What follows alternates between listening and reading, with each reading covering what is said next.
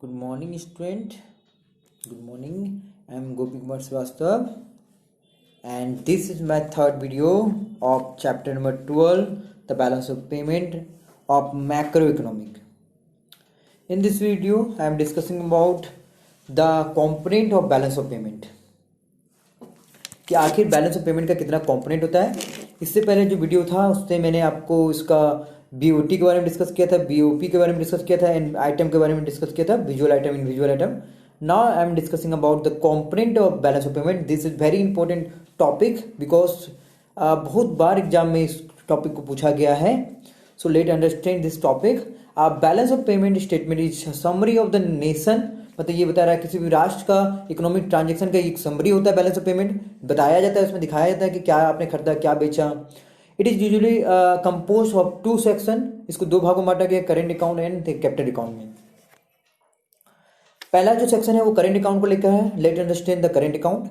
मतलब आपका जो बैलेंस ऑफ पेमेंट है उसको जो रिकॉर्ड करता है, जिस तरह का स्टेटमेंट बनाया जाता है, उसमें गवर्नमेंट 2 तरह का अकाउंट बनाता है. मतलब बैलेंस ऑफ पेमेंट में 2 तरह का अकाउंट होता है, करेंट अकाउंट और कैपिटल अकाउंट. तो करेंट अकाउंट के बारे में डिस्कस करते हैं.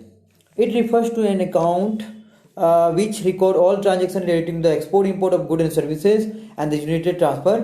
सिंपल सा बात, आप जानते हैं हमारे पास 4 तरह का आइटम होता है, विजुअल आइटम, इनविजुअल आइटम और united transfer and the capital transfer, जिसमें से हमको सिर्फ और सिर्फ विजुअल आइटम, इनविजुअल आइटम और यूनिटेड ट्रांसफर चाहिए. जब हम लोग विजुअल आइटम, इनविजुअल आइटम और यूनिटेड ट्रांसफर का ही रिकॉर्ड रखते हैं तो उसे करेंट अकाउंट में रखा जाता है.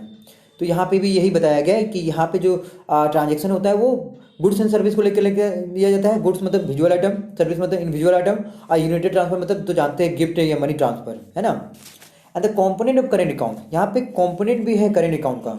तो वही कंपोनेंट है. जैसे पहला है एक्सपोर्ट इंपोर्ट ऑफ गुड्स, जिसको हम लोग विजुअल आइटम कहते हैं या मर्चेंडाइज ट्रांजेक्शन कह सकते हैं आप. तो इसमें जब गुड एक्सपोर्ट का हम लोग गुड्स एंड सर्विस का एक्सपोर्ट इंपोर्ट करते हैं तो वो विजुअल आइटम कहलाता है. A major part of the transaction in the foreign trade is in the form of export import of the goods. जब हम लोग गुड्स के रूप में एक्सपोर्ट इंपोर्ट करते हैं तो वो आपका export import of the goods कहलाता है. That is visual item. Payment of goods, payment for the import of goods is written on the negative side. अगर आप पेमेंट कर रहे हैं तो आप नेगेटिव साइड दिखाएंगे और अगर आप रिसीव कर रहे हैं तो डेबिट साइड दिखाएंगे. बिल्कुल सही है. अगर आप पेमेंट कर रहे हैं तो नेगेटिव साइड दिखाएंगे और आप रिसीव कर रहे हैं तो क्रेडिट साइड दिखाएंगे. मतलब एक्सपोर्ट आपका क्रेडिट होगा और इंपोर्ट आपका डेबिट होगा. ठीक है. The balance of this visual export और import is known as balance of trade. इसे आप बैलेंस ऑफ ट्रेड भी कह सकते हैं. मतलब आप इसको मर्चेंडाइज ट्रेड कह सकते हैं, बैलेंस ऑफ ट्रेड कह सकते हैं और आप इसको एक्सपोर्ट इंपोर्ट ऑफ गुड्स भी कह सकते हैं. तो ये पहला पॉइंट हमारा क्लियर हो गया. अगला पॉइंट जो है वो हमारा एक्सपोर्ट इंपोर्ट ऑफ सर्विस है, जिसको हम लोग इनविजुअल आइटम कहते हैं. यहाँ पे हम लोग गुड्स एंड सर्विस का, सिर्फ गुड्स का नहीं, सॉरी, यहाँ पे सिर्फ सर्विस का एक्सपोर्ट इंपोर्ट होता है. ठीक है. तो इसीलिए इसे हम लोग इनविजुअल कहते हैं क्योंकि सर्विस दिखाई नहीं देता है. जैसे यहाँ पे बैंकिंग हो गया, इंश्योरेंस हो गया या शिपिंग हो गया, इसका कुछ एग्जाम्पल हो गया. यूनिलेटरल ट्रांसफर जहाँ पे हम लोग डोनेशन, गिफ्ट या पर्सनल रेमिटेंसेस का 1 वे ट्रांजेक्शन करते थे. मतलब हम अपने देश से दूसरे देशों में गुड्स को भेज सकते हैं या गिफ्ट को भेज सकते हैं या मनी ऑर्डर भेज सकते हैं. तो उस देश से कुछ नहीं आएगा, क्योंकि मान लीजिए कहीं भारत में, मैं कहीं बाहर रहता हूँ, भारत में मेरा परिवार रहता है और मैं अपने परिवार के लिए अगर बाहर से कुछ भेज रहा हूँ तो मैं ही भेजूंगा, कोई और नहीं भेजेगा. ठीक है. तो ये 1 वे ट्रांजेक्शन कहलाता है. इसे यूनिलेटरल ट्रांसफर कह सकते हैं या अनएक्विजिटेड ट्रांसफर भी कह सकते हैं आप इसको. ठीक है. तो यहाँ पे आप देख सकते हैं बहुत सारा हमारा जो बातें हैं वो सब लिखा हुआ है. और यहाँ पे एक और बात को इंक्लूड किया गया है करेंट अकाउंट में, income receipt and the payment to abroad, to and from abroad. मतलब अगर आप बाहर से इनकम रिसीव कर रहे हैं या पे कर रहे हैं तो ये भी इसमें इंक्लूड किया जाएगा. It include the investment income in the form of the interest, rent and the profit. Interest, rent and profit के रूप में भी अगर कुछ किसी तरह का फायदा है तो आप इसमें इंक्लूड कर सकते हैं करेंट अकाउंट में. मतलब करेंट अकाउंट में visual item, invisual item, united transfer और इनकम रिसीप्ट एंड पेमेंट भी आता है. ठीक है. So must learn this. And the second question is the difference between the BOT and the current assets. Current assets या sorry current, आप इसको account कर लें. current asset नहीं होगा, यहाँ पे current account होगा. यहाँ पे आप current account कर लें, current account. ठीक है. आप इसको current account कर लीजिएगा. गलती से current assets लिखा गया है. चलिए कोई बात नहीं, हम लोग इसको समझते हैं. हमारे पास जो टॉपिक है देख सकते हैं हमारे पास डिफरेंट है. तो balance of trade include only the visual item, जबकि बैलेंस करेंट अकाउंट जो है विजुअल आइटम, इन विजुअल आइटम यूनिटेड ट्रांसफर और इनकम और पेमेंट को भी इंक्लूड करता है। जहां आपका जो स्कोप है बैलेंस ऑफ ट्रेड का वो नैरो है, वहां पे आपका करेंट अकाउंट का जो स्कोप है वाइडर है, क्योंकि वो उसमें बहुत सारा आइटम होता है इसलिए वो वाइडर है। सो यहाँ पे कुछ फॉर्मूला लिखा गया है करेंट अकाउंट बैलेंस का, balance of visual item, balance of invisual item and balance of united trade. अब ये तीनों को अगर जोड़ते हैं तो आपका ये करेंट अकाउंट बैलेंस निकलता है। एंड द नेक्स्ट है component of current account. Visual item को अगर आप एक्सपोर्ट कर रहे हैं तो आप उसे क्रेडिट कर दें, इंपोर्ट कर रहे हैं तो आप उसे डेबिट कर दें। इंडिविजुअल आइटम को अगर एक्सपोर्ट कर रहे हैं तो मतलब आप कोई भी चीज़ को अगर एक्सपोर्ट कर रहे हैं तो आप उसको क्रेडिट कर सकते हैं, और किसी चीज़ को इंपोर्ट कर रहे हैं तो आप उसको डेबिट कर सकते हैं। अगर यूनिटेड ट्रांसफर आपके देश में आ रहा है तो आप उसे क्रेडिट करें, मतलब कोई चीज़ भी अगर आता है तो आप क्रेडिट करना है आपको, और कोई चीज़ भी जाता है तो आपको डेबिट करना है। ठीक है, यहाँ पे वही मैंने चार्ट बनाया है। So now we have the second account, that is capital account. Capital account is that account which record all the such transaction which between the resident of a country and the rest of the world, which cause a change in the assets and liability status of the resident of a country. मतलब अगर assets और liability से कोई related कोई transaction अगर बाहरी देशों के साथ आपका हो रहा है तो वो कैपिटल अकाउंट में आता है, सिर्फ एसेट्स और liability. Capital account is use to finance deficit in the current account. Capital account का तब इस्तेमाल किया जाता है अगर कुछ नुकसान हो गया करेंट अकाउंट में, मतलब विजुअल आइटम इनविजुअल आइटम में एक्सपोर्ट बढ़ रहा है, इंपोर्ट बढ़ रहा है, तो उससे आप कैपिटल अकाउंट से आप उसको मेंटेन कर सकते हैं। Observe surplus of current account, current account के जो अगर कुछ सरप्लस हो रहा है तो उसको भी आप यहाँ पे ऑब्जर्व कर सकते हैं। Component of current account, current account का जो कॉम्पोनेंट है वो भी दो तरह का है। वो पहला है एफडीआई जिसे आप फॉरेन इन्वेस्टमेंट भी कह सकते हैं, और दूसरा हो गया आपका लोन। तो foreign investment is the first component of the capital account and it has two component also, that is FDI in the portfolio investment. FDI का फुल फॉर्म होता है foreign direct investment. It refers to the purchase of assets in the rest of the world which allow control over the assets.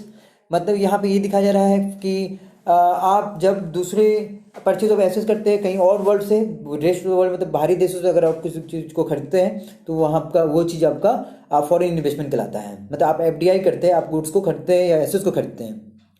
Portfolio investment it refers to the, जैसे यहाँ पे और भी लिखा है purchase of assets by the Tata rest of the world. Tata company ने कुछ खरीदा है रेस्ट ऑफ द वर्ल्ड से। पोर्टफोलियो इन्वेस्टमेंट का मतलब क्या होता है ये भी डिस्कस करते हैं। It refers to the purchase of an assets in the rest of the world without any control over that asset. आपको मैं बता दूं फॉरेन इन्वेस्टमेंट में क्या होता है कि अगर आप किसी बाहर के देशों का कुछ एसेट खरीद ले, कार खरीद ले, कंपनी खरीद ले, तो आप वो फॉरेन इन्वेस्टमेंट कहलाता है। वहाँ पे आपका पूरा कंट्रोल होता है। लेकिन पोर्टफोलियो इन्वेस्टमेंट आपका पार्सली कंट्रोल होता है, मतलब आपका कुछ हक होगा कुछ हक नहीं होगा। जैसे मान लीजिए आप किसी कंपनी का शेयर खरीद रहे हैं, जैसे purchase of some share of a company by the Tata in the rest of world. Tata ने किसी तरह का शेयर खरीदा किसी बाहर देश में, तो वो उसका कंपनी तो नहीं खरीदा है, उसका कुछ शेयर खरीदा है, कुछ हिस्सा खरीदा है, तो वो पार्शियल कंट्रोल जब रहता है तो उसे पोर्टफोलियो इन्वेस्टमेंट कहते हैं। फुल कंट्रोल जब होता है तो वो फॉरेन इन्वेस्टमेंट कहलाता है या फॉरेन डायरेक्ट इन्वेस्टमेंट कहलाता है। The second is loan. It has two component also. First is the commercial borrowing and the another is the borrowing as external assistance. देखिए दो तरह का लोन आप ले सकते हैं बाहर के देशों से। पहला commercial borrowing, it refers the borrowing by the country including government and the private sector. ये इस तरह का जो लोन होता है वो दोनों लेता है, भारत सरकार भी ले सकता है और प्राइवेट कंपनी सेक्टर कुछ भी ले सकता है। And the private from the international money market, this involve the money, market rate of interest without consideration any concession। इस तरह से आप इंटरनेशनल मार्केट से या मनी मार्केट से आप लोन ले सकते हैं, जैसे वर्ल्ड बैंक से लोन ले सकते हैं, आईएमएफ से लोन ले सकते हैं, पर यहाँ पे इंटरेस्ट ब्याज में कुछ भी छूट नहीं होता है, क्योंकि ये कॉमर्शियल है, ये बिजनेस के लिए लेते हैं, व्यापार के लिए लेते हैं। इसलिए यहाँ पे जो भी आपको लोन देगा बाहरी क्षेत्र, बाहरी एक्सटर्नल सेक्टर जैसे इंटरनेशनल ट्रेड या इंटरनेशनल मॉनेटरी मार्केट जिसमें वर्ल्ड बैंक या आईएमएफ आ गया, वो आपको ब्याज में छूट नहीं देगा।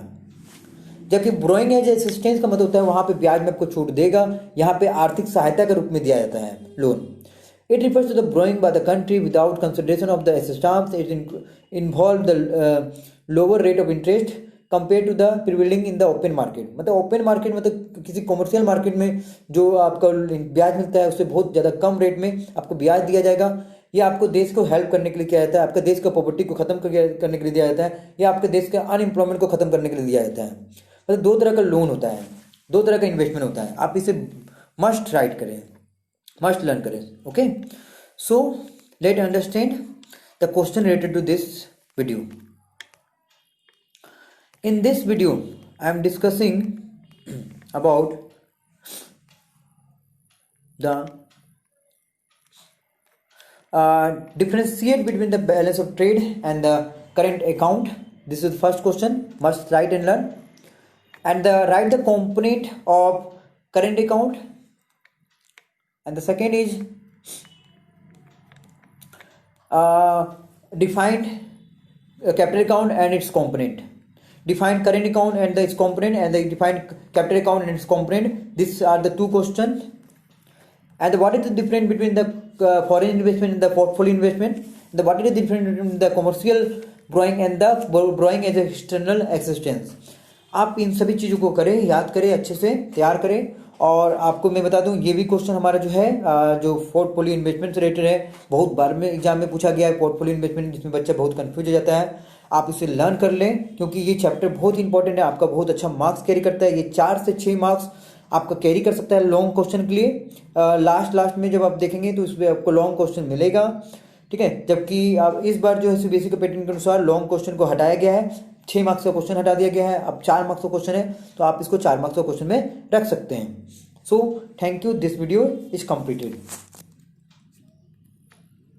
Must learn and right the question answer.